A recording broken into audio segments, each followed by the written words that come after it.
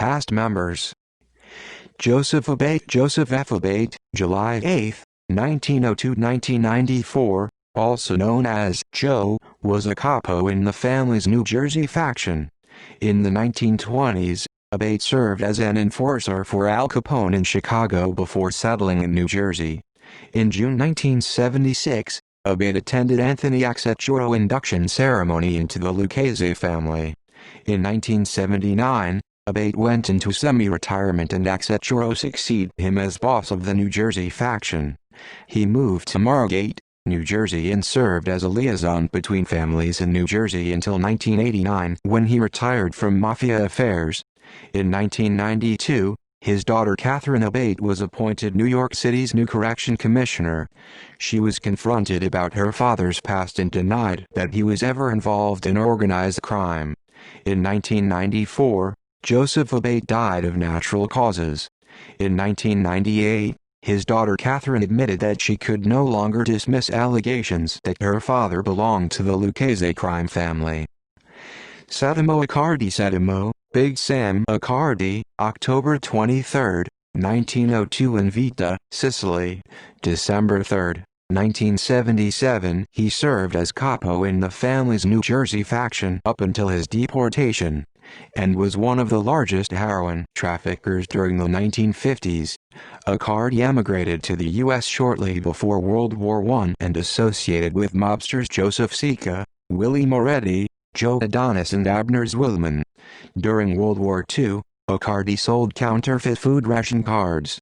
On January 22, 1945, he became a naturalized U.S. citizen. His naturalization was revoked on July 10, 1953 because he had not disclosed two previous arrests during his naturalization hearing. In 1955, Accardi was arrested on a federal narcotics charge in Newark, New Jersey. After posting a $92,000 bond, Accardi skipped bail and fled to Turin, Italy, where he continued smuggling heroin into the U.S. and Canada. Accardi later moved to Toronto, Canada, to oversee this operation. In 1960, U.S. authorities finally located Accardi in Turin, Italy, and on November 28, 1963, after a long legal fight, Accardi was extradited back to New York. On July 21, 1964, Accardi was convicted on narcotics conspiracy and skipping bail. On August 24, he was sentenced to 15 years of imprisonment and to $16,000 fine. He died on December 3, 1977. Robert Caravaggio Robert "Bucky the Boss" Caravaggio, died July 28, 2017, was a soldier and former capo of the New Jersey faction. From 1986 to 1988, Caravaggio was one of the 20 defendants in the 21-month-long trial of Lucchese crime family's New Jersey faction. In August 1997, Caravaggio, along with other members of the Lucchese family's New Jersey faction, was indicted and charged with racketeering, loan sharking and gambling. In 2004, the New Jersey Commission of Investigation stated that Caravaggio was the head of the Lucchese crime family's North Jersey faction. Caravaggio was overseeing operations in northern Jersey, especially in Morris County. Caravaggio died on July 28, 2017 from pancreatic cancer. Alfonso Cataldo Alfonso T. Tick Cataldo, died August 21, 2013, was a soldier in the New Jersey faction. Cataldo grew up in Newark, New Jersey with his cousins Michael and Martin Trixetta. From 1986 to 1988, Cataldo was one of the 20 defendants in the 21-month-long trial of Lucchese crime family's New Jersey faction. During the trial, Cataldo was listed as a member supervising numbers and loan sharking operations in New Jersey. In 2002, Cataldo was indicted on illegal gambling and for the October 7, 1981 murder of William Kennedy. In 2004, the New Jersey Commission of Investigation stated that Cataldo was running illegal gambling operations in New Jersey. In December 2007, Cataldo was indicted along with capos Joseph Napoli, Matthew Madonna and Ralph V. Perna and others on gambling, money laundering and racketeering charges. On August 21, 2013, Cataldo died of natural causes. Ettore Coco Ettore Eddie Coco, July 12, 1908 Palermo, Sicily, December 1991 is a former acting boss in the Lucchese family. In the 1940s, Coco worked with James Plumeri, Frank Palermo, Harry Siegel and Felix Bocciccio for soldier Frankie Carbo, in a group known as The Combination, an arm of Murder, Incorporated, which acted as boxing promoters. The group was accused of fixing matches. During this period, Coco met Rocky Graziano, then an amateur boxer fighting in the Lower East Side. He helped Graziano start a professional boxing career and throughout the following years was viewed as a de facto boxing manager. In the late 1940s, Coco was suspected of placing wagers and taking bets on fights while Graziano was accused of taking bribes. These accusations continued until Graziano retired in 1952. In 1953, Coco was arrested in Florida for murdering the Miami car wash operator in a dispute over a bill. On November 12, 1953, Coco was sentenced to life in prison. During the 1963 McClellan hearings, government witness Joseph Valleggi identified Coco as a capo in Gaetano Tommy Lucchese's crime family. In 1965, Coco was released from prison after serving 10 years on his life sentence. He stayed in Florida and was under government surveillance. In July 1967, family boss Thomas Lucchese died and Coco became a candidate to become the new boss. He served as acting boss in 1967. In late 1967, Anthony "Tony Ducks" Corallo went to Florida and meet with Coco. He later stepped down as acting boss and Carmine Tremonti became the new boss. Coco continued to operate as a capo under Tremonti, with criminal activities in New York and Florida that kept him under strict government watch. In 1972, Coco, his brother-in-law James Michael Falco, and Louis Nash Nakaladsky were indicted in Miami on extortion and loan sharking charges. During the trial, witness Joel Whiteeyes testified that he borrowed money in the late 1960s from Falco. He made payments to Falco, Coco and Nash, and described Coco as the leader of a loan sharking ring. Coco was convicted and sentenced to 15 years in prison on loan sharking and extortion. By the late 1980s, Coco was considered a semi-retired mobster living in Florida. In 1986, he served as consigliere for the Lucchese family while boss Anthony Corallo, Salvatore Santoro and Christopher Fernari were on trial in the commission case. Coco later resigned and continued to operate in New York and Florida. In 1986, Coco created a bingo operation to launder money from criminal rackets. The mobsters used Bingo World, a company operating bingo halls in several states, to launder the money. Coco and Chicago outfit members Dominic Cortina and Donald Angelini became silent partners in the company. The new owner, Stephen Poskind, served as the front owner of the company. While claiming he controlled 84%, he actually only had 42%. Isaac Silber soon joined in the bingo operation. In 1991, Coco and his bingo partners were arrested. In December 1991, Coco died while awaiting trial on money laundering. Ralph Raffi Cuomo, died 2008, also known as Raphael, was a soldier who owned Ray's Pizza on Prince Street between Elizabeth and Mott Streets in Little Italy. In 1959, Cuomo opened the first Ray's Pizza. He later opened another in the Upper East Side. In 1969, he was convicted of drug trafficking after being found with 50 pounds of heroin. In 1998, Cuomo was sentenced to 4 years in prison for making heroin sales in the pizzeria. He was released from prison on May 24, 2002. Cuomo died in 2008 and his Ray's Pizza on Prince Street closed over a rent dispute in October 2011. Domenico Danny Cutea, born November 22, 1936 East New York, Brooklyn. August 14, 2018, was the capo of the Vario crew operating from Brooklyn. His son Salvatore Cutea is a member of the crew. His daughter Danielle married John Bodenza, who later became a member of the Lucchese family. Cutea worked as a loan shark and as a chauffeur for Capo Paul Vario. While working for Capo Paul Vario, Cutea also controlled some illegal gambling operations and had control of the Carpenters Union local in Brooklyn. He later took over as capo of Vario's crew in Brooklyn. During the early 1990s, he was a member of a ruling panel along with Stephen Curry, Joseph Tafid running the crime family. In 1995, Cutea was indicted for extortion, loan sharking, and racketeering. In 1996, he pled guilty to extortionate extensions of credit and was sentenced to 30 months in prison. In 2002, Cutea was indicted on loan sharking charges. He pled guilty and was sentenced to 2 years and 3 years of supervised probation upon his release. In August 2005, he was released from prison. His parole terms banned him from communicating with family members until August 2008.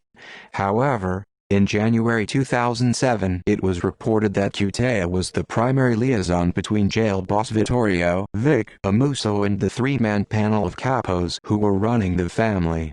On February 28, 2008, Cutea, his son Salvatore, his son-in-law John Bodenza, and former acting capo Michael Corcione were indicted on federal racketeering charges that included loan sharking, extortionate collection of credit, extortion, marijuana distribution conspiracy, illegal gambling, bank fraud, and mail fraud for activities dating back to the 1980s. On October 25, 2009, Cutea was sentenced to 39 months in federal prison for bank fraud. At the sentencing, Cutea's attorney asked the court for home confinement, saying that Cutea suffered from depression and advanced multiple sclerosis. The request was denied. In October 2012, Cutea was sentenced to 1 year in prison for loan sharking. Cutea was released from prison on October 4, 2013. He died on August 14, 2018. Paul Correale Paulie Ham Correale, April 25, 1911, died. Was a capo in the family. Correale controlled gambling and narcotics in East Harlem. In December 1930, Correale and Carmine Tramonti had charges of robbery dropped and they were released from jail. Correale ran a Lucchese family gambling club between 2nd Avenue and East 112th Street in East Harlem. In 1952, Joseph Valleggi and others murdered Eugenio Giannini near Correale's club. Anthony DeLasco Anthony Ham DeLasco, sometimes spelled Dulasco, was a former boxer and capo in New Jersey. In the 1950s, he took over the Jersey crew after Sedimo Accardi was deported. DeLasco ran his crew from East Orange, New Jersey, where he controlled jukebox machines, cigarette vending machines, illegal gambling and loan sharking operation in Newark, New Jersey. In the late 1950s, DeLasco took Anthony Accetturo as his protege. DeLasco died in the late 1960s. His rackets were taken over by Accetturo.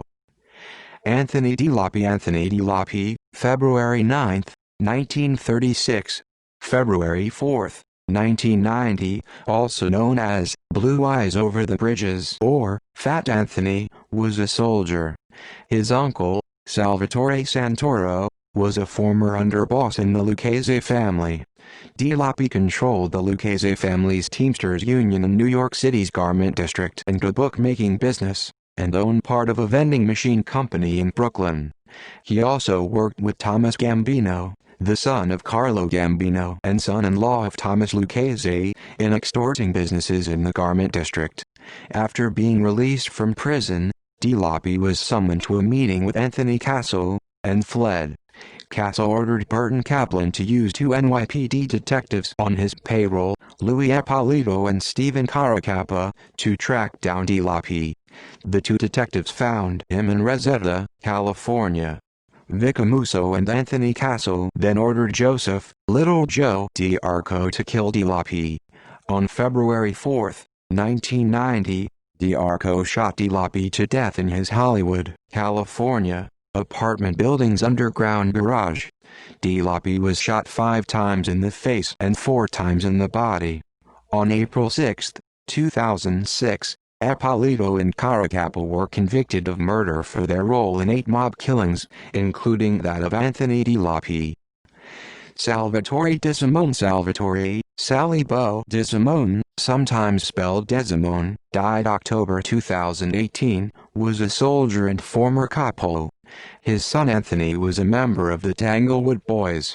In 1994, his son Anthony went into hiding after the murder of Louis Balanchio. In 1999, his son Anthony turned himself into the police and was sentenced in 2000 to 25 years to life.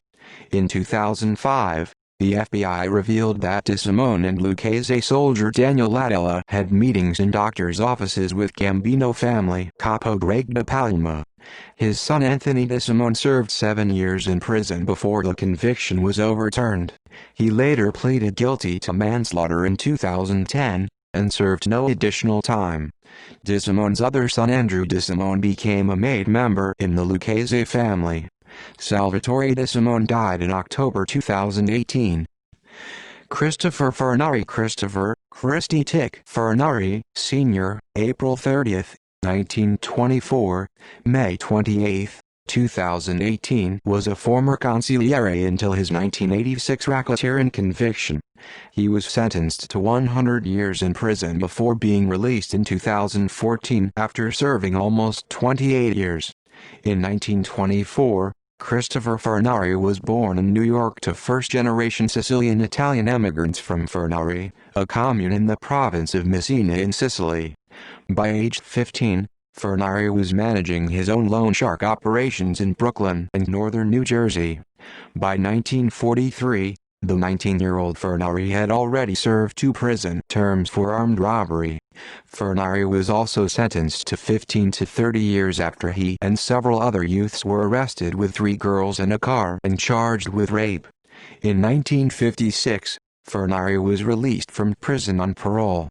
Furnari became an associate of Gaetano, Tommy Three Finger Brown Lucchese's crime family through Furnari's connection with mobster Anthony Corallo. During the late 1950s, Furnari became involved in illegal gambling and loan sharking. Furnari soon became an influential member of the Brooklyn faction of the family and was earning $25,000 a day. In 1962, at age 38, Furnari became a made man in the Lucchese family. In 1964, Furnari became a capo regime. The Lucchese power base was traditionally in Manhattan and the Bronx, the family's birthplace. The family's first 3 bosses, Gaetano, Tom Reina, Tommaso, Tommy Galliano, and Thomas Lucchese, were all from this area. In contrast, Furnari belonged to the less influential Brooklyn faction. Furnari operated his crew in Bensonhurst at the 19th Hole, a nondescript bar and mob social club. His crew was involved in illegal gambling, loan sharking, extortion, burglary, narcotics dealing, occasional murder contracts, and union and construction rackets. At this time, Furnari's criminal record included convictions for assault and sex offenses. Furnari controlled New York District Council 9, which represented 6,000 workers who painted and decorated hotels, bridges, and subway stations in New York. Furnari managed the council through the union secretary and treasurer, James Bishop, and Bishop's associate, Frank Arnold. Bishop and Arnold would pick up cash payments from the contractors, who charged a 10 to 15% tax on all major commercial painting jobs, and passed the payments to Furnari. The 19th Hole, Furnari's social club, was the hub of criminal activity in Bensonhurst. Mobsters from every New York crime family conducted business in the club and socialized over food and drink. In the mid-1960s, Aspiring mobsters Vittorio, Vic, Amuso and Anthony Gaspipe Casso joined Furnari's crew. Furnari saw that both men could make money and were willing to use violence if needed. Furnari put Amuso and Casso in charge of a large bookmaking operation and debt-collecting operation. In 1967, family boss Thomas Lucchese died of a brain tumor, leaving the family to be run by an interim boss, Carmen, Mr. Gribbs Tramonti. Lucchese's real successor, Anthony Tony Ducks Corallo, was convicted of bribery in 1967 and sentenced in 1968 to prison for 2 years. Tramonti served as acting boss, even after Corallo was released from prison in 1970. In 1973, with Tramonti's imprisonment, Corallo finally became the official Lucchese boss. In the early 1970s, the 5 families of New York organized crime decided to open the books, allowing a new generation of mob associates to become made men. Furnari immediately sponsored Amuso and Casso for family membership and then made them overseers of the Bypass Gang, a highly successful burglary ring. During the 1970s and 1980s, the Bypass Gang reportedly stole hundreds of millions of dollars in cash, jewelry, and other merchandise. In January 1972, Furnari backed and sanctioned a squad of armed robbers who took the famed Pierre Hotel in Manhattan under siege and stole approximately $3 million in jewels and cash. The Pierre Hotel robbery stands as the largest unrecovered hotel robbery in history. None of the perpetrators ever confessed to the heist, and only a diamond necklace valued at $780,000 was recovered. The case was never solved. The 8 brazen armed robbers were Robert Comfort, Sammy Nallo, Donald, Tony the Greek, Al Green, Ali Ben, Bobby Germain, and Al Visconti. In 1980, Furnari was promoted to consigliere in the Lucchese family. He wanted Casso to take over as capo of the 19th hole crew, but Casso declined and endorsed Amuso instead. Casso opted to become Furnari's aide. A consigliere is allowed to have one soldier work directly for him. Furnari now enjoyed enormous influence both within his own family, the other New York families, and crime families from other U.S. cities. Furnari continued to oversee his criminal interests from the 19th hole, but spent much of his time providing advice and mediation for family members as well as settling disputes with the other families. Furnari reigned as one of New York's top mafia bosses throughout the early 1980s until his 1985 racketeering indictment. On February 25, 1985, Furnari was indicted in the Mafia Commission case, the most comprehensive racketeer-influenced and corrupt organizations act (RICO) prosecution brought against the mob at the time. Furnari was indicted as a result of a Federal Bureau of Investigation (FBI) probe that used undercover surveillance and bugging techniques against the mob leaders. The bug that snared Furnari had been placed in Salvatore Avellino's Jaguar car. FBI surveillance recorded Corallo conducting business with Furnari and other family leaders. Pleading not guilty to the charges, Furnari was released on $1.75 million bail pending trial. In early 1986, while Furnari was awaiting the commission trial, the Lucchese family uncovered a new, potentially lucrative racket. A Russian-American crime family based in Brighton Beach and Brooklyn, run by Ukrainian immigrant Marat Balagula, had started to bootleg gasoline. By collecting gasoline taxes from customers and then not paying them to the government, Balagula was making very large profits. When Colombo crime family capo Michael Franzi started pressing Balagula for extortion payments, Balagula went to Furnari for help. Casso later reported on a meeting at the 19th hole, in which Furnari told Balagula, "Here there's enough for everybody to be happy, to leave the table satisfied. What we must avoid is trouble between us and the other families. I propose to make a deal with the others so there's no bad blood. Meanwhile, we will send word out that from now on you and your people are with the Lucchese family. No one will bother you. If anyone does bother you, come to us and Anthony will take care of it." As a result of the 19th hole meeting, the five families imposed a 2-cent per gallon family tax on Bala Gula's bootlegging operation, which became their greatest moneymaker after drug trafficking. According to one former associate, the LCN reminded Marat of the apparatchiks in the Soviet Union. He thought as long as he gave them something, they would be valuable allies. Then all of a sudden he was at risk of being killed if he couldn't pay to the penny. According to author Philip Carlo, it didn't take long for word on the street to reach the Russian underworld. Marat Bala Gula was paying off the Italians. Bala Gula was a punk. Bala Gula had no balls. Bala Gula's days were numbered. This, of course, was the beginning of serious trouble. Bala Gula did in fact have balls. He was a ruthless killer when necessary, but he also was a smart diplomatic administrator, and he knew that the combined, concerted force of the Italian crime families would quickly wipe the newly arrived Russian competition off the proverbial map. On June 12, 1986, one of Bala Gula's rivals, Russian gangster Vladimir Reznikov, entered Bala Gula's nightclub in Brighton Beach.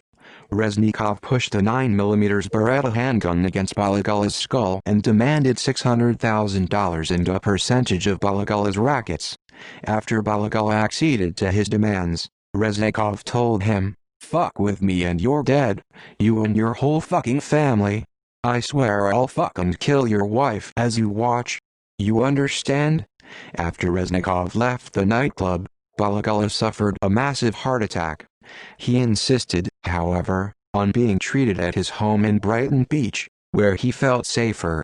At home, Bala Gula asked Casso to come help him.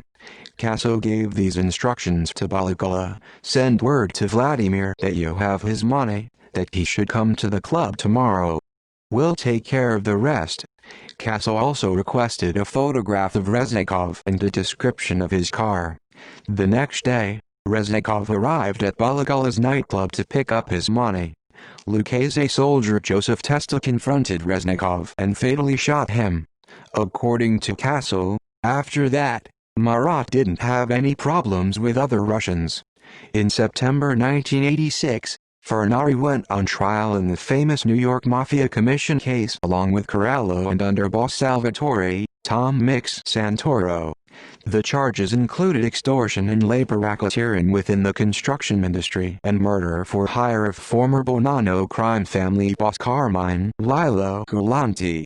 Galanti had been gunned down on July 12, 1979, allegedly on the orders of the commission. Some have argued that Furnari wasn't on the commission then and had no connection with the Galanti hit. However, Furnari could not use this as a defense argument. By the fall of 1986, Corallo realized that he, Santoro and Furnari would not only be convicted, but were facing sentences that would all but assure they would die in prison. Furnari persuaded Corallo that either Amuso or Casso should become the new boss. At a meeting in Furnari's home, Furnari, Amuso and Casso all agreed that Amuso should succeed Corallo as boss. On November 19, 1986, Furnari was convicted on all counts, including the Galanti murder.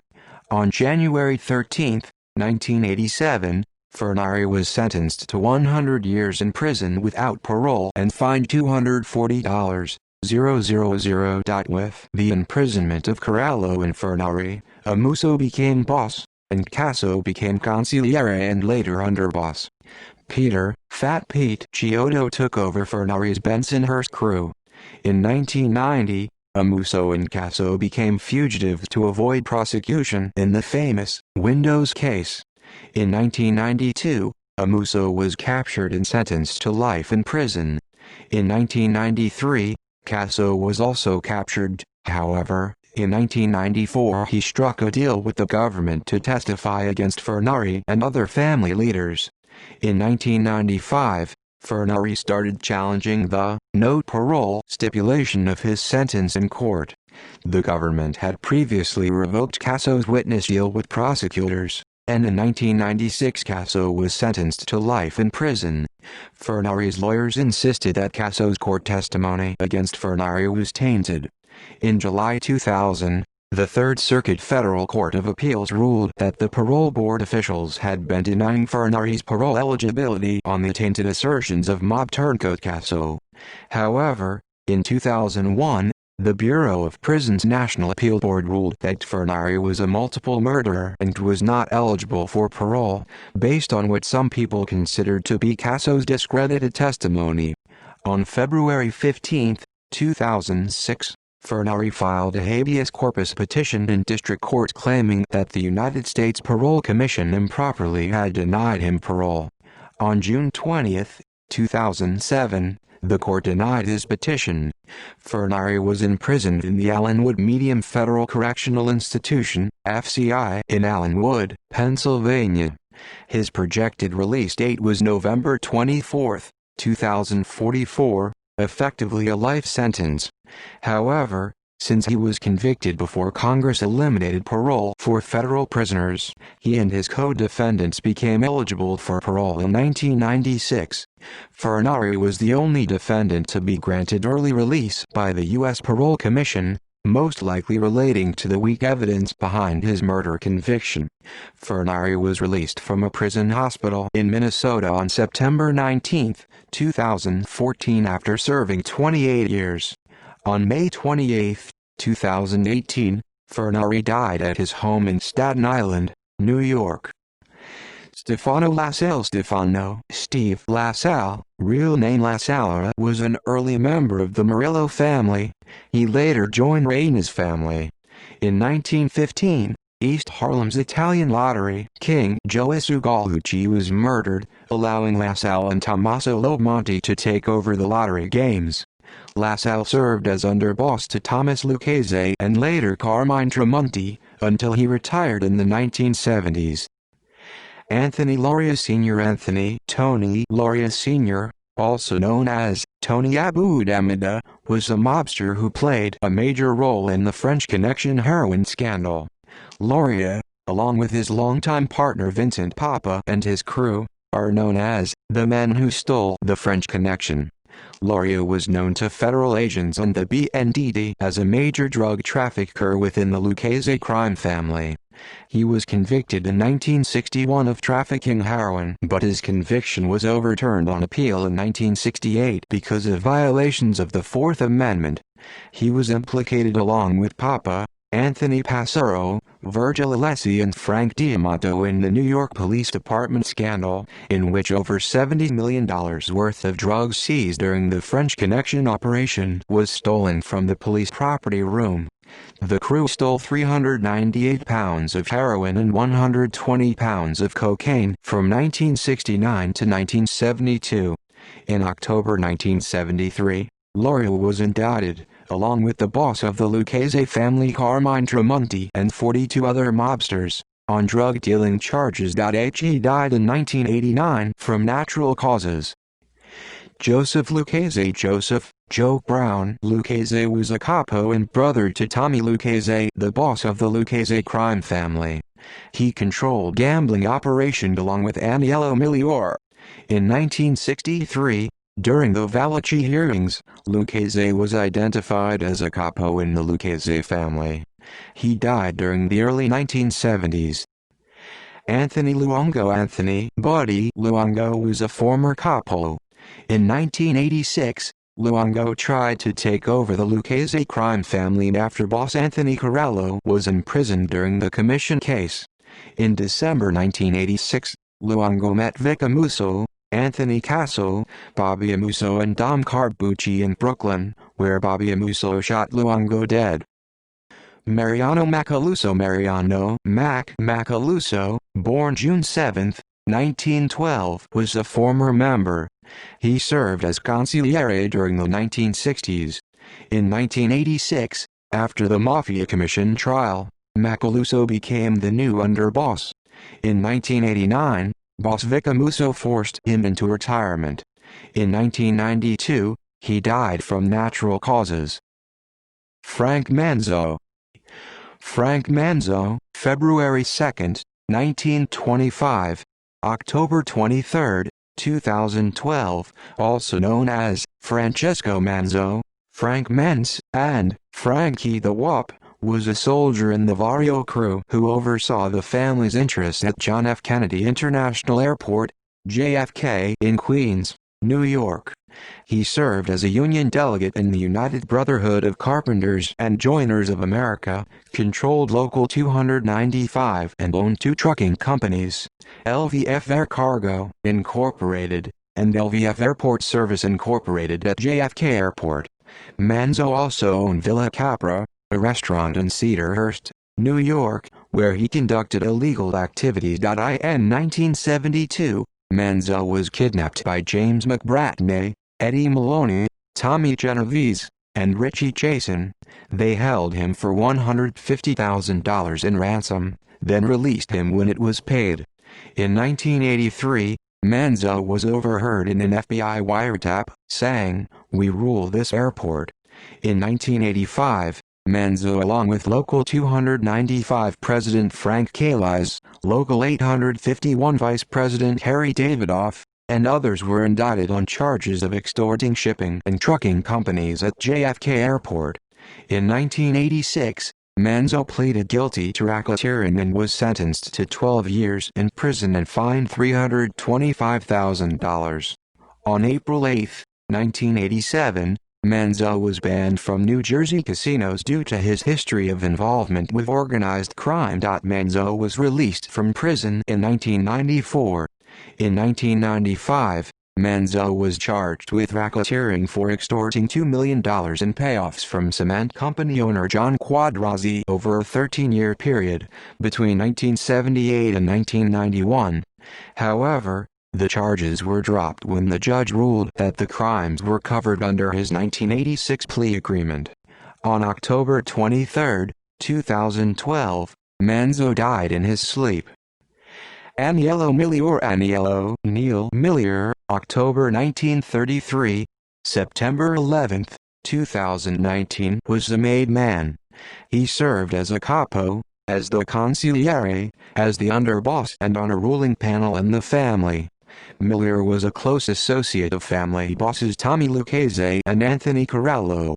Millier was born in October 1933 in Queens, New York. He was recruited into Lucchese family by Capo Joseph Laratro, who controlled illegal gambling operations in Corona, Queens. By the late 1950s, Millier, a soldier, already was overseeing Laratro's illegal gambling operations, from bookmaking, policy operations and large telephone setups. In 1957, it was reported that after paying tribute to his boss, Millier was making $50,000 a day from running illegal gambling operations in New York City.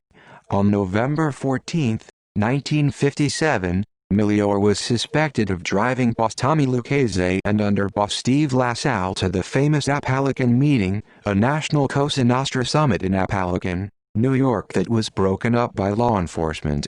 The next day, on November 15, 1957, Millier was in a car accident while driving through Binghamton, New York, leading to more suspicion that he was supposed to attend the Apalachin meeting. On October 22, 1974, Millier was indicted, along with members Frank Altimarai, Nicholas Bonina, Anthony Romanello, Frank Ruggiero, Richard Rubino, Thomas DeMeo, brothers Michael Strusieri and William Strusieri, and NYPD police officer James Maxwell, on bribery charges in order to protect a gambling operation in Queens.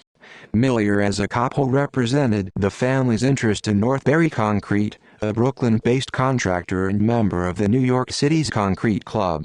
He also held a salesman position with Portock and Stone, one of the main suppliers of trap rock to the two companies that controlled the production of concrete in New York City. On March 21, 1986, Millier was indicted along with Genovese family acting boss Anthony Salerno, Genovese family captains Vincent Caffaro, Vincent DiNapoli and Giuseppe Sabato, Genovese family members Louis DiNapoli, Carmine Dellacava and Thomas Caffaro, and Cleveland family members John Tronalone and Milton Rockman, Gambino family member Alphonse Mosqua, and four businessmen, Edward J. Halloran, Nicholas Aletta, Alvin Ochatin, and Richard Costa. on extortion and bid rigging charges.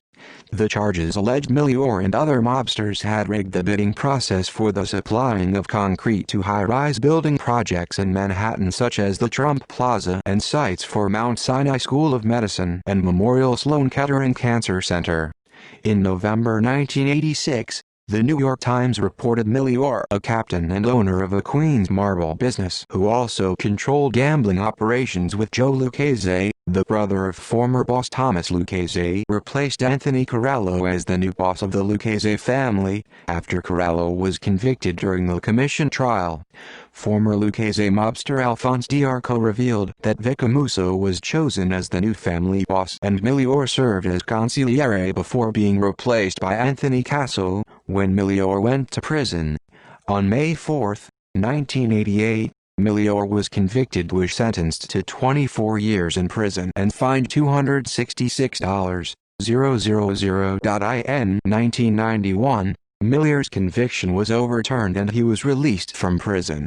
Milior held an on-the-book job as a sales representative with a trap rock supplier in the concrete business. On April 3, 1992, Milior was celebrating the birthday of a friend's granddaughter at Tesoro's restaurant in Westbury, Long Island.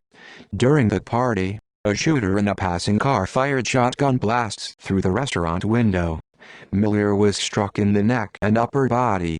Despite his wounds, Milior survived. On May 14, 1997, Milior was released from prison. In 2003, it was reported by author Jerry K. Pesci that the Lucchese crime family was being run by a three-man ruling committee consisting of Milior, Matthew Madonna, and Joseph DiNapoli in the absence of an acting boss.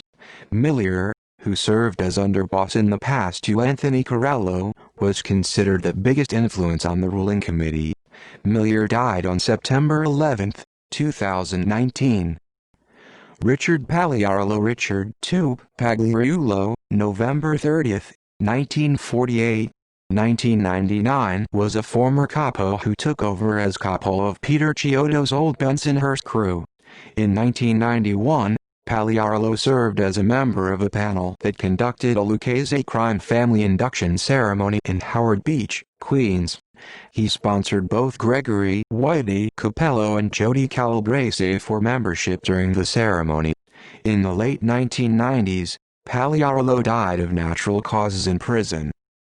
Vincent C. Papa, 1917, July 1977, was a former maid member in the family who became notorious for masterminding the theft of the French Connection heroin from the New York Police Department, NYPD, property office. Papa grew up in Astoria, Queens and owned a tire company in the neighborhood. He had been arrested 28 times. 2 of the arrests were on drug charges. Papa ran his criminal operations from Dittmer's Car Service, in Astoria, Queens, and from the Astoria Cult Social Club. He worked closely with mobsters Anthony Loria and Virgil Alessi. Between 1969 and 1972, New York Police Department detectives James Farley, Joseph Nunziata, Frank King and others were paid by Papa to steal approximately $70 million in confiscated narcotics, heroin, from the New York City Police Property Clerk's office in Lower Manhattan. Papa was arrested on February 3, 1972, in a car parked on Bronxdale Avenue with Joseph DiNapoli in the back seat. There was a suitcase with $967,500 in $100 bills. In 1975, Papa was convicted and sent to the Atlanta Federal Prison in Atlanta, Georgia. In 1977, Papa was stabbed to death in prison. He is buried in St. John's Cemetery in Queens. Papa's infamous theft became famous after the movie French Connection 2. Joseph Pinzolo Bonaventura, Joseph Pinzolo, 1887, September 5, 1930, also known as Fat Joe, was the boss of the family during 1930. In July 1908, Pinzolo was arrested for trying to bomb 314 East 11th Street in an effort to force owner Francisco Spinelli to pay Black Hand extortion demands. After his arrest, Pinzolo, gave up his boss Giuseppe Costabile, a Camarista who controlled the area south of Houston Street to Canal Street and from East Broadway to the East River. Pinzolo served 2 years and 8 months to 5 years after refusing to testify against Costabile. In February 1930, Gaetano Reina was murdered and boss Joseph Masria backed Pinzolo to take control of the Reina family. Pinzolo may have been responsible for Reina's murder, though the most widely suspected culprit for that crime remains Vito Genovese, as boss Pinzolo was unfamiliar with the members of the family and the East Harlem area. His promotion angered Tommaso Galliano, Tommy Lucchese and Dominic Petrilli, who formed a splinter group within the family and planned his murder. On September 5, 1930, Pinzolo's body was found in the Brokaw building on 1487 Broadway in Suite 1007, occupied by California Dry Fruit Importers. The office was leased by Tommy Lucchese 4 months earlier. According to Joseph Valachi, the killer was Girolamo Santuccio. Valachi also mentioned that after Pinzolo's assassination, a meeting was held on Staten Island to uncover who is responsible for the murder. Vincenzo John Rao, June 21, 1898, Palermo, Sicily, September 25, 1988, also known as Vincent or Vinny, was a former consigliere in the family. His father was Antonio Rao and his mother Liboria Galliano. He had a brother Calogero, Charles, and a sister Maria Speciale. On his mother's side, Rao was a distant relative to Tommaso Galliano. He was a cousin to gangster Joseph Rao. He married Carmelina Alberti and the couple had 2 daughters, Nina Vento and Liboria Pancaldo. On December 5, 1921, Vincenzo Rao became a naturalized United States citizen in New York City. He began his criminal career working for the Gallianos in East Harlem. Rao became a powerful mobster in the lathing industry. He became partners in 5 Borough Hoisting Company, United Lathing Company, Westchester Lathing Corporation and Ace Lathing Company operating from the Bronx and Westchester. In the 1950s, boss Gaetano Lucchese promoted Rao to consigliere in the family. In 1957, Rao was arrested with 60 other mobsters at the abortive Apalachin meeting in rural Apalachin, New York. When asked by investigators why he was at the meeting, Rao said he went there for the luncheon buffet and did not speak to anyone else because he was not introduced. During the 1963 Valachi hearings, Rao was listed as the Lucchese family's consigliere. In 1965, Rao was convicted on perjury charges and was sentenced to 5 years in prison. At the same time, the longtime boss Thomas Lucchese had become ill and Rao was thought as suitable successor. His chance to become the new boss never came to fruition due to his trials. During the early 1970s, Rao retired. On September 25, 1988, Rao died of natural causes and is buried at Ferncliff Cemetery in Hartsdale, New York. Salvatore Santoro Salvatore T. Tom Mix Santoro, Sr., November 18, 1915, January 2000, served as underboss in the Lucchese crime family during the 1980s before being convicted in the Mafia Commission trial and sentenced to 100 years in federal prison. He was born in Leonia, New Jersey to Antonio and Teresa Bargio. He married Mary Zangaglia but did not father any children. He is the uncle to Lucchese family soldier and union boss Anthony DiLapi. He earned the nickname Tom Mix because in his younger years he closely resembled the Dutch-German-American Western film actor by that name. Santoro started working for the Galliano crime family, forerunner of the Lucchese family, in the early 1930s. He served as an associate of future boss Tommy Three Finger Brown Lucchese's 107th Street gang in operating extortion, loan sharking, narcotics and prostitution ring during the 1930s. He was made sometime in the 1940s operating drug trafficking and loan sharking rings. On July 6, 1942, Santoro received 6 months to 2 years in prison after pleading guilty to conspiring to import narcotics from Mexico. In March 1951, Santoro was indicted on charges of conspiracy to import opium from Mexico and convert it into heroin. Santoro went into hiding and allegedly spent time in Europe before returning to Oyster Bay, New York. On September 24, 1951, he surrendered to federal authorities in New York City. On January 7, 1952, after pleading guilty to narcotics charges, a judge labeled Santoro as a bad fellow and sentenced him to 4 years in prison. In 1951 or 1953, longtime boss Tommy Galliano died. Under boss Tommy, Lucchese took over what was now called the Lucchese crime family. Lucchese then promoted Santoro to capo of the family's powerful Bronx faction. As capo, Santoro operated out of East Harlem and the Bronx, controlling large heroin drug trafficking operations during the 1950s. In 1958, he was arrested and tried for narcotics charges. He was alleged to be a partner and associate of Ellsworth Johnson, although this never was confirmed. Santoro was convicted of all charges in 1959 and was given a 20-year prison sentence. When Santoro was released from prison in 1978, he took over as underboss, continuing to oversee the powerful Bronx faction of the family. He left the drug trade alone and instead took over the labor and construction racketeering operations for the family in New York City. Santoro gained a reputation as a labor racketeer and worked with consigliere Christopher Fernari and other top capos in the family. He bought a home on City Island Avenue in City Island, Bronx. In the early 1980s, Anthony Corallo found a new way to discuss business without ever meeting his top underlings Santoro and Fernari. Corallo used his Jaguar with a phone inside and talked to mostly Santoro on the phone while he was driving around in New York with his chauffeur Aniello Migliore. They succeeded mostly because the noise of the old Jaguar was so loud that it was not possible to hear what Corallo and others were saying.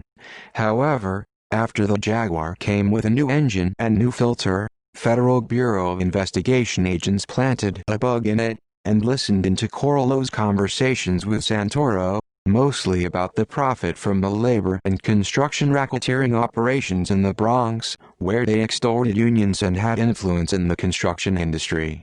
As U.S. law enforcement undertook a concerted effort to crush organized crime activities in New York City during the mid-1980s, they put 11 top members of the 5 families, including the entire leadership of the Lucchese crime family, Corallo, Santoro and consigliere Christopher Christy Tick Fernari, on trial, called the Mafia Commission trial or the Commission case.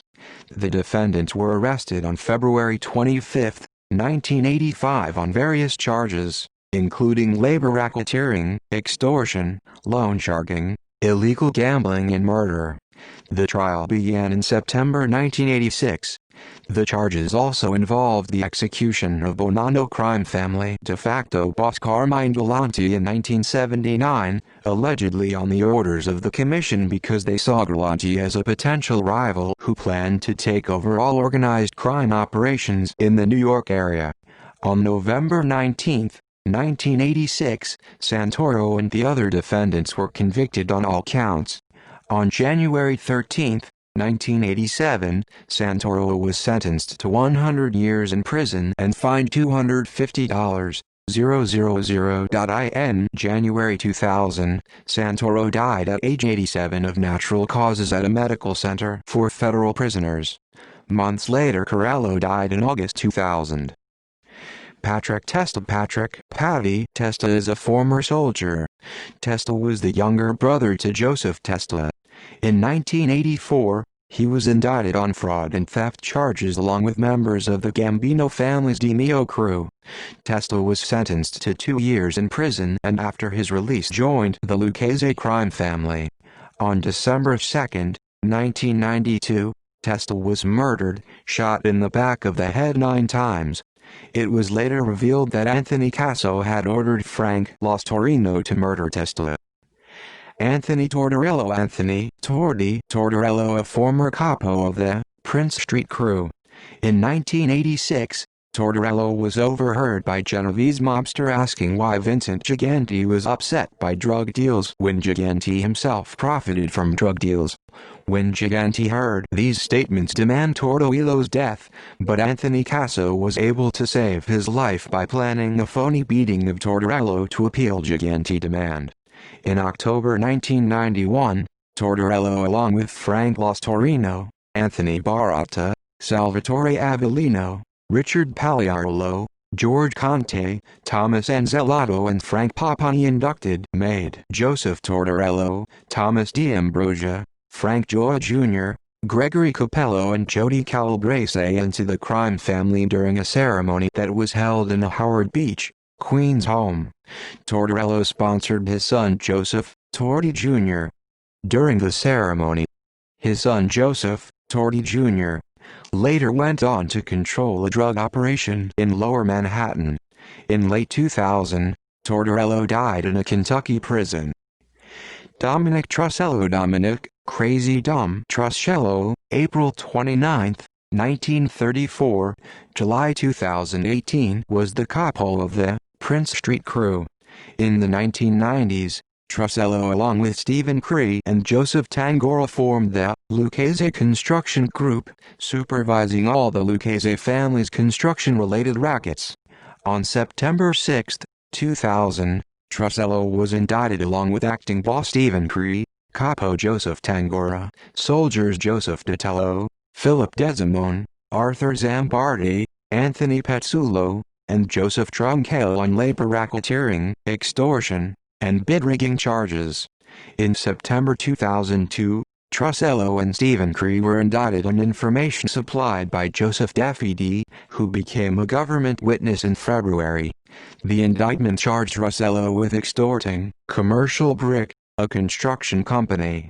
In October 2003, Trussello pleaded guilty to federal extortion charges. On January 9, 2006, Trussello was released from prison.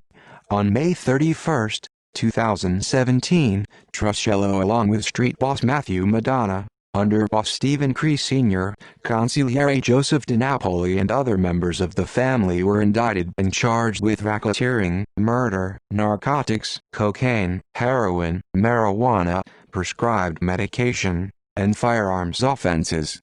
Trussello died during the trial in July 2018. Past associate S. Guido Pinosi Guido, the Bull Pinosi a former associate. He lived in Beverly Hills and was a narcotics dealer active in Los Angeles and the West Coast. In the 1980s, Pinosi, along with his cousin Frank Piccolo, a member in the Gambino crime family, stopped Genovese family mobsters from extorting his friend Wayne Newton. Wayne Newton v. NBC.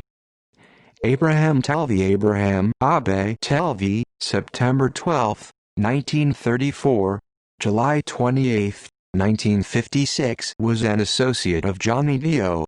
In 1956, Talvi was ordered by Dio to throw acid on New York journalist Victor Riesel for making radio and television appearances about labor union corruption. In the morning of April 5, 1956, Talvi attacked Victor Riesel as he was leaving Lindy's, a Broadway restaurant, throwing sulfuric acid onto his face leaving him permanently blind. In the attack, Talvi had burned himself badly on the right side of his face and neck with some of the acid that splashed on him. He was paid $1,175 in cash and began demanding more money from Dio. On July 28, 1956, Talvi was found dead on Mulberry Street with a bullet in his head. Vincent Zito 1941, October 26, 2018 is a former loan shark and associate of the Lucchese family. Zito was found dead in his Sheepshead Bay, Brooklyn home on October 26, 2018 after being shot twice in the head. According to police, Zito was arrested for loan sharking in the past and has been tied to the Lucchese family. His elder brother Anthony Zito was arrested in 1971 for extortion and has also been linked with the Lucchese family. On March 7, 2019. Anthony Pandrella, a Gambino family associate, was indicted for the murder of Vincent Zito. The indictment claimed Anthony Pandrella, a longtime friend of Zito, murdered him and stole his loan sharking business. Government informants and witnesses. Peter Chiodo. Peter, Fat Pete Chiodo, 1951–2016, was a capo in the Lucchese crime family who later became a government witness. In 1987, Chiodo became a made man in the Lucchese family in a ceremony held in an apartment over a funeral home in Queens. In 1989, Chiodo became a capo in charge of funneling payoffs from Local 580 of the Iron Workers Union to the Lucchese leadership. He was known as Fat Pete because of his enormous girth, 400 pounds, 180 kilograms, to 500 pounds, 230 kilograms, depending on the source. In 1989, the Lucchese family began worrying about indictments from the windows case. The Luccheses and 3 other New York families had participated in a window replacement scheme that stole millions of dollars from the New York City Housing Authority, NYCHA. Worried that construction union leader John Morrissey might testify for the prosecution, family leaders ordered Chiodo to lure Morrissey to New Jersey, where he was murdered. In 1991, Chiodo was charged with violations of the Racketeer Influenced and Corrupt Organizations Act (RICO) in the windows case. Chiodo realized that the government's case was so solid that he would likely die in prison if convicted. He decided to plead guilty in return for a lighter sentence. However, Chiodo did not ask Lucchese official boss Vittorio Vic Amuso and official underboss Anthony Gaspipe Casso for permission to take a plea. Amuso and Casso were both in hiding due to the windows case. Suspecting Chiodo was about to turn informer, Amuso and Casso ordered him killed. Casso gave the contract to acting boss Alphonse Little Al D'Arco. The order shocked D'Arco, who knew that Chiodo had been a close confidant of Casso for years. On May 8, 1991, 2 shooters ambushed Chiodo at a gas station in Staten Island where he was working on a car. Chiodo received 12 bullet wounds in the arms, legs, and torso, but survived the attack. Doctors credited Chiodo's massive girth for saving his life. None of the slugs penetrated a vital organ or artery. However, he suffered several abdominal wounds in the disabled right arm. Chiodo had anticipated that he was in Amuso and Casso's bad books. He knew that Amuso and Casso had a habit of marking guys rats and killing them. Just before the hit, he told D'Arco that he'd gotten word that, "You and I are going to be killed and hurt."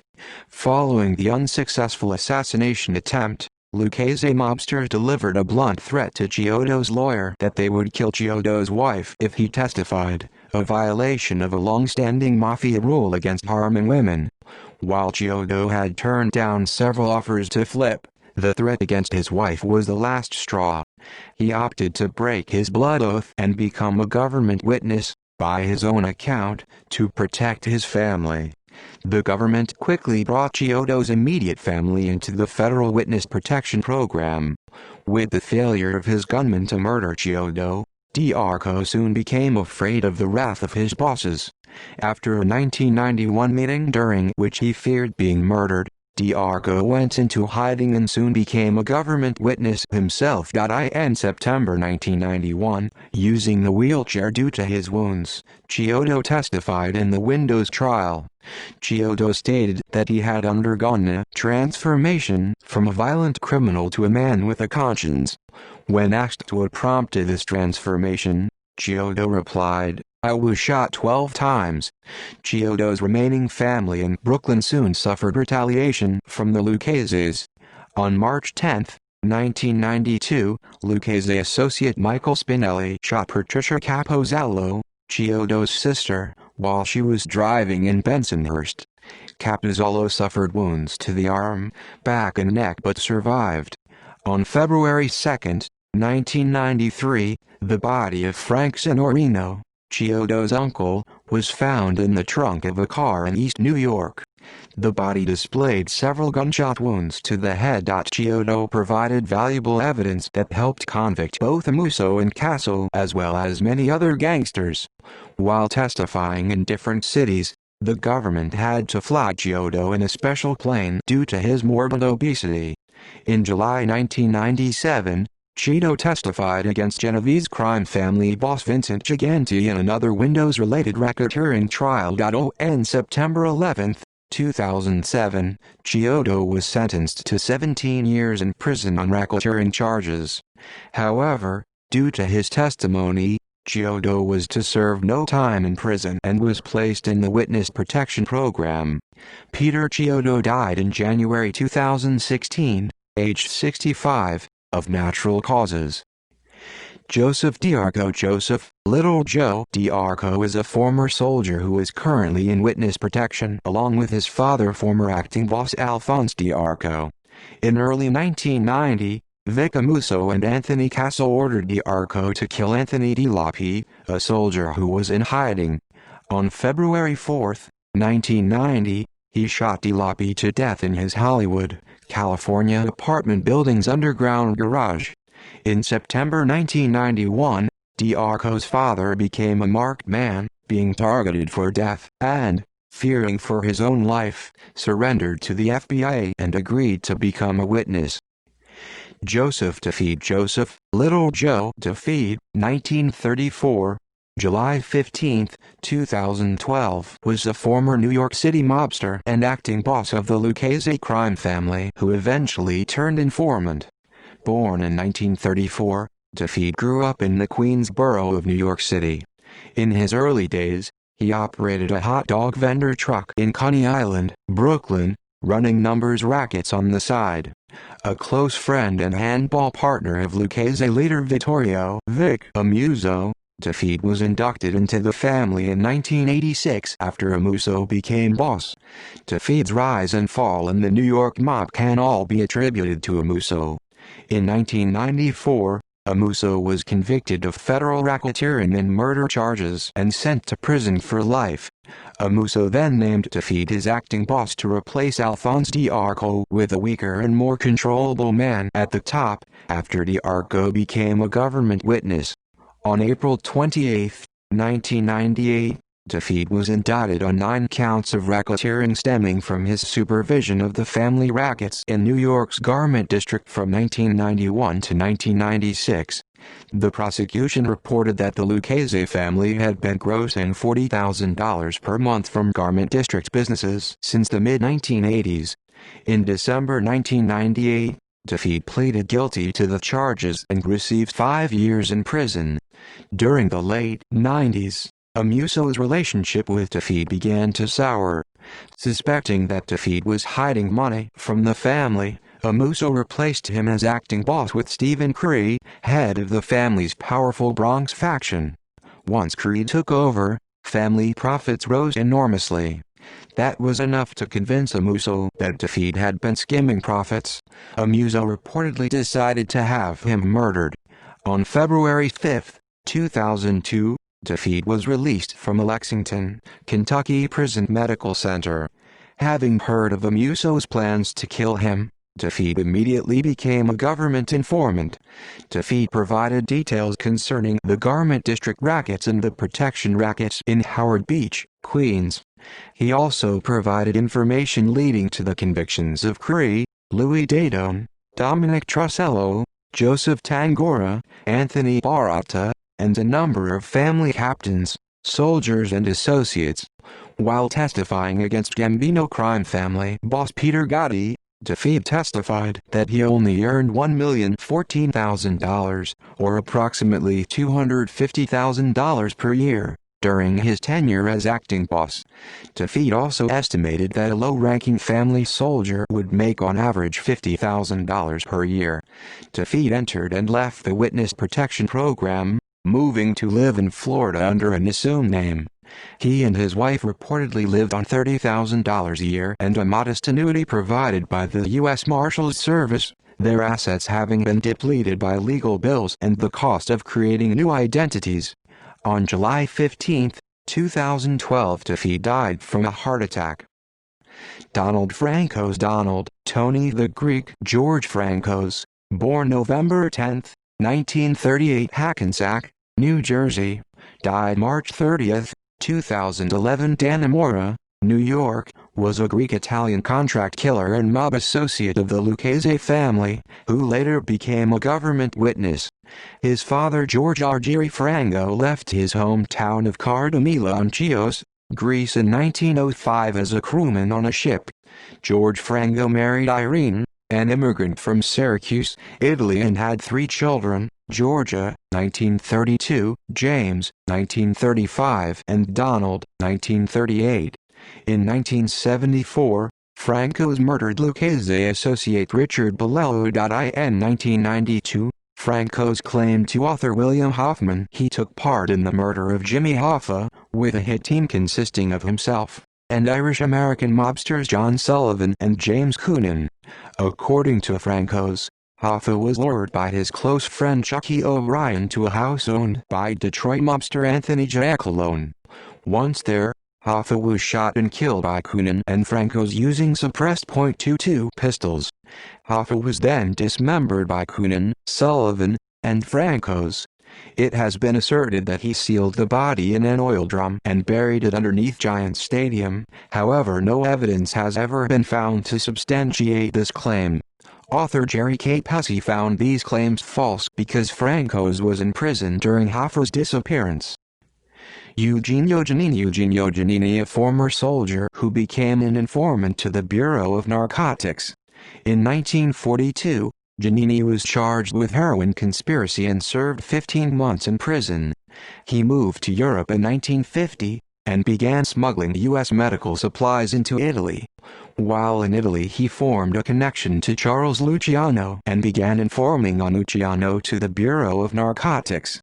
Giannini was arrested on counterfeiting charges in Italy, but the charges were dropped and he moved back to New York. The Mafia in New York discovered that Giannini was an informer and ordered his murder. Genovese family capo Anthony, Tony Bender Strollo gave the contract to Joseph Vellucci. On September 20, 1952, Giannini's body was found on 107th Street shot to death.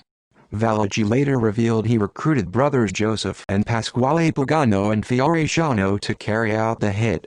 They murdered Giannini near a gambling club run by Lucchese family soldier Paul Coriel between 2nd Avenue and East 112th Street. Frank Gioia Jr. Frank Spaghetti Man Gioia Jr., born August 10, 1967, is a former soldier who is currently in witness protection along with his father, former soldier Frank Gioia Sr. In 1991, Gioia Jr. was inducted into the Lucchese crime family in a ceremony held in Howard Beach, Queens. He was sponsored by George Conte, who was filling in for his real sponsor George Zappola. In June 1992, Gioia Jr. was arrested in Brooklyn on a gun charge. In 1993, Gioia Jr. along with George Zappola and Frank Papani plotted to have Stephen Cree killed. In 1993, Gioia was arrested for trafficking heroin from Manhattan to Boston. In 1994, Gioia found out that Frank Papani planned to murder his father Frank Gioia Sr., prompting the son to become a government witness. Since becoming a government witness, Gioia Jr. has testified against 60 defendants. According to investigator Robert Anglin, a Phoenix, Arizona real estate developer, the individual known as Frank Capri is really former mob informant Frank Gioia Jr. Since 2015, Capri and his company have been accused in multiple lawsuits for failing to pay rent and contractors and misappropriating funds meant to pay for construction. On February 5, 2020, Frank Capri and his mother Debbie Corvo were indicted on charges of wire fraud and conspiracy to commit money laundering in connection with the operation of various branded restaurant locations in Arizona and across the United States. The indictment charged Capri with the financial failure of Toby Keith and Rascal Flatts branded restaurants. Burton Kaplan was an associate and government informant. During the 1980s, Kaplan was the go-between for Lucchese crime family underboss Anthony Casso and NYPD detectives Louis Ippolito and Stephen Caracappa. In 2006, Kaplan was released from federal custody and his remaining 18-year sentence for marijuana trafficking was dropped in return for cooperating in the case against Ippolito and Caracappa. In July 2009, Kaplan died from prostate cancer. John Pennisi is a former soldier who is currently in witness protection. In 2013, Pennisi was made into the Lucchese family in a secret initiation ceremony in a basement of a Staten Island home by acting boss Matthew Madonna and capo John Castellucci. Pennisi was a member of the Lucchese family's Brooklyn faction that now operated from Tottenville, Staten Island. In October 2018, Pennisi started cooperating with the Federal Bureau of Investigation. In May 2019, government witness Pennisi testified in the trial against Eugene Castell and revealed the current leadership of the crime family. Pennisi testified that in 2017, the Brooklyn faction of the family wrote a letter to imprisoned boss Vic Amuso complaining about how the power had shifted to the Bronx. According to Pennisi's testimony, imprisoned for life boss Vic Amuso sent a letter to underboss Stephen Cree which stated that Brooklyn-based mobster Michael Big Mike DeSantis would take over as acting boss replacing Bronx-based Matthew Madonna. The testimony from Pennisi stated that if the Bronx faction refused to step aside, imprisoned boss Amuso had approved of a hit list that included a captain and several members of the Bronx faction. During Pennisi's testimony, he revealed that the Lucchese family operates with a total of 7 crews, 2 in the Bronx, 2 on Long Island, 1 in Manhattan, 1 in New Jersey, and Castellucci's Brooklyn crew, formerly Amuso Casso's old crew which is now based in Tottenville section of Staten Island. Dominic Petrilli The Gap Petrilli was a former member. He got the nickname, The Gap, after losing 2 front teeth in a childhood fight. Petrilli met Joseph Valachi in Sing Sing prison in Ossining, New York. In 1928, after Valachi was released from prison, Petrilli introduced him to Girolamo, Bobby Doyle, Santucci and Tom Galliano. In 1942, Petrilli was convicted on narcotic charges and was deported to Italy. In November 1953, he re-entered the U.S. and it was rumored he was working with the government. On December 9, 1953, he was murdered in a bar on East 183rd Street in the Bronx by 3 gunmen. Thomas Ricciardi Tommy Boy Ricciardi is a former soldier who is currently in witness protection. Both Thomas and his brother Daniel were associated with the Lucchese family's New Jersey faction before becoming government informants. Ricciardi was a member of Michael Ticcetta's inner circle and controlled the group's illegal gambling operations. In August 1988, Ricciardi along with his brother Daniel and 20 other members of the New Jersey faction were acquitted in a 21-month trial. On April 18, 1991, Ricciardi was indicted along with Michael Ticcetta, Anthony Accecchiro, Michael Perna on corruption charges. On August 13, 1993, they were all convicted of racketeering and both Thomas Ricciardi and Anthony Accecchiro agreed to become government witnesses and testified against Ticcetta and Perna. On September 6, 2001, Ricciardi was released from prison after serving 10 years, and is now currently in the Witness Protection Program.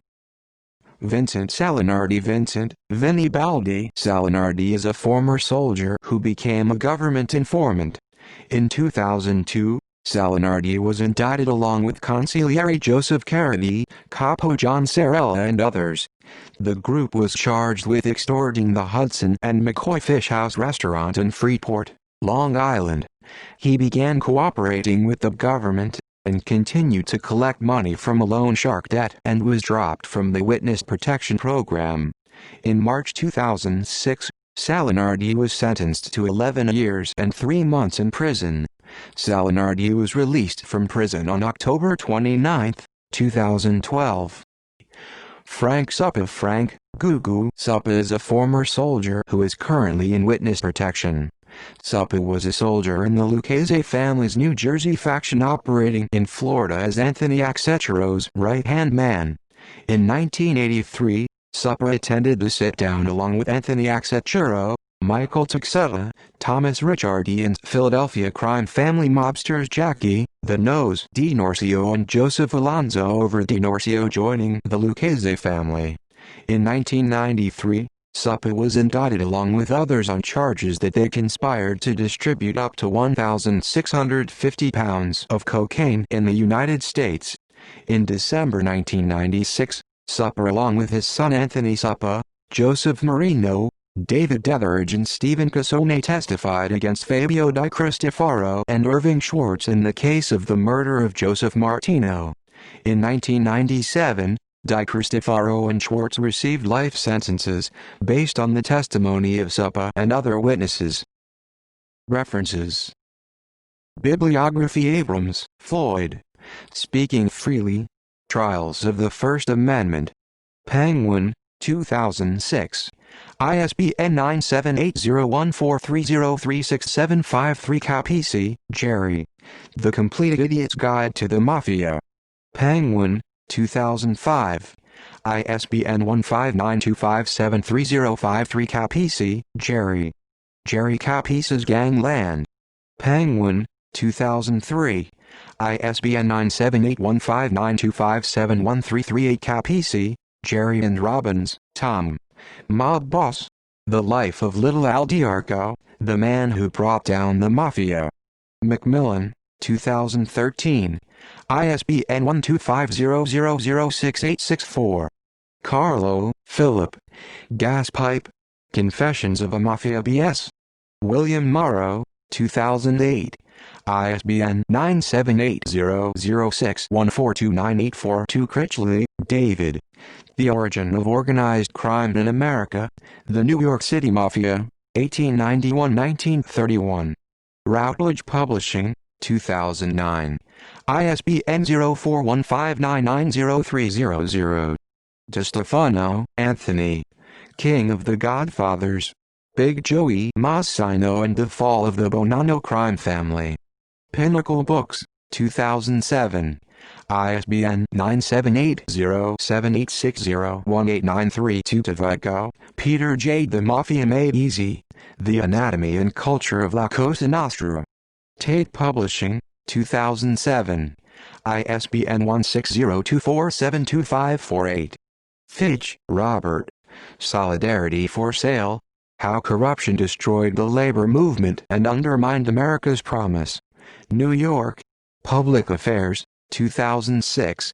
ISBN 1-891620-72-X. Gallo, Kenny and Randazzo, Matthew. Break Shot. A Life in the 21st Century American Mafia. Simon & Schuster, 2009. ISBN 9781439195833. Garcia, Joaquin and Michael Levin. Making Jack Falcone. An undercover FBI agent takes down a mafia family. New York. Simon & Schuster, 2009. ISBN 1439149917. Goldstock, Ronald. New York State Organized Crime Task Force. New York State Organized Crime Task Force. Corruption and Racketeering in the New York City Construction Industry. Final Report to Governor Mario M. Cuomo. NYU Press, 1991. ISBN 0814730345. Hagen, David M. Is the Mafia Still a Force in America? Greenhaven Press, March 10, 2006. Juvenile Nonfiction. ISBN 0737724021. Hoffman, William and Hedley, Lake. Contract Killer. The Explosive Story of the Mafia's Most Notorious Hitman Donald, Tony the Greek Francos. Pinnacle Books, 1994. ISBN 1558177884. Jacobs, James. Friel, Colleen and Raddick, Robert. Gotham Unbound. How New York City Was Liberated from the Grip of Organized Crime. NYU Press, 2001. ISBN 0814742475. Jenkins, John A. The Litigators. Inside the Powerful World of America's High-Stakes Trial Lawyers. Doubleday, 1989. ISBN 9780385244084. Justice, Commerce, the Judiciary, and related agencies appropriations United States Congress House Committee on Appropriations Subcommittee on Departments of State Justice, and Commerce, the Judiciary, and related agencies appropriations for fiscal year 1979. Kelly, Robert J. The Upper World and the Underworld, Case Studies of Racketeering in Business. Springer Science and Business Media, December 6, 2012. ISBN 14615488837 Carr, Gordon and Welch, Clare and Welch, Ian. Rats and Squealers. Dishing the Dirt to Save Their Skins. Hachette Group, 2008. ISBN 0708804942 Kroger, John. Convictions. A Prosecutor's Battles Against Mafia Killers, Drug Kingpins, and Enron Thieves. Macmillan, 2009. ISBN 0374531773 Lawson, Guy and Oldham, William. The Brotherhoods. The True Story of Two Cops Who Murdered for the Mafia. Simon & Schuster, 2006. ISBN 9780743289443 Liddick, Don. The Mob's Daily Number. Organized Crime and the Numbers Gambling Industry. Publisher University Press of America, 1999. ISBN 0761812660 Moss, Peter. The Valachi Papers. HarperCollins, 2003. ISBN 9780060507428 Milhorn, H. Thomas. Crime. Computer Viruses to Twin Towers. Boca Raton, Florida. Universal Publishers, 2005. ISBN 1-58112-489-9 Newton, Michael. The Mafia at Upahlican, 1957. McFarland, 2012. ISBN 0786489863 Pileggi, Nicholas. Wise Guy. Life in a Mafia Family. Simon & Schuster, 1990. ISBN 0671723227 Rob Selwyn.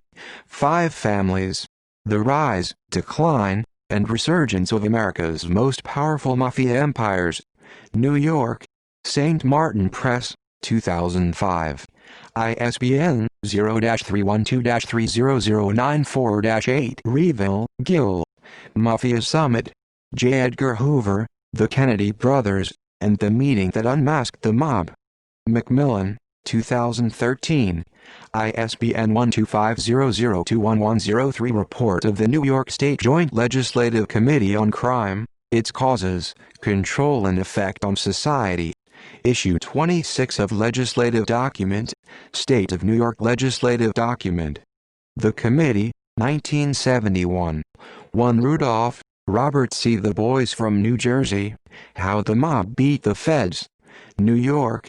William Morrow and Company Incorporated, 1992. ISBN 0-8135-2154-8 Sifakis, Carl. The Mafia Encyclopedia. Infobase Publishing, 2005. ISBN 0816069891 United States Senate, 100th Congress. Organized Crime. 25 years after Valachi, hearings before the Permanent Subcommittee on Investigations of the Committee on Governmental Affairs, United States Senate, 100th Congress, 2nd Session, April 11, 15, 21, 22, 29, 1988 USGPO, 1988. United States Treasury Department, Bureau of Narcotics, forward by Sam Giancana. Mafia. The Government's Secret File on Organized Crime. HarperCollins, 2009. ISBN 0061363855. Volkman, Ernest. Gangbusters. The Destruction of America's Last Mafia Dynasty. Faber and Faber, 1998. ISBN 0380732351. Newspaper articles New York Times. Ex-crime boss testifies in Gotti trial by William Glubbers New York Times. Former crime boss testifies by Benjamin Weiser New York Times. Guilty plea in Mafia case by Benjamin Weiser. New York Times. Reputed crime boss enters a guilty plea. New York Times. After mob, Joe Tafid, ex-crime boss, is scraping by. New York Daily News. Little Joe sings about shakedowns by Robert Geardy. October 30, 2002. Mob informants, Peter Fat Pete Chiodo. New York Daily News. Associated Press sketches of 9 arrested, and Associated Press article. Magnuson, ed. Magnuson, ed. June 24, 2001. Hitting the Mafia. Time. Retrieved November 15, 2006. Time.com. January 24, 2001. External links. Federal Bureau of Prisons Inmate Locator website.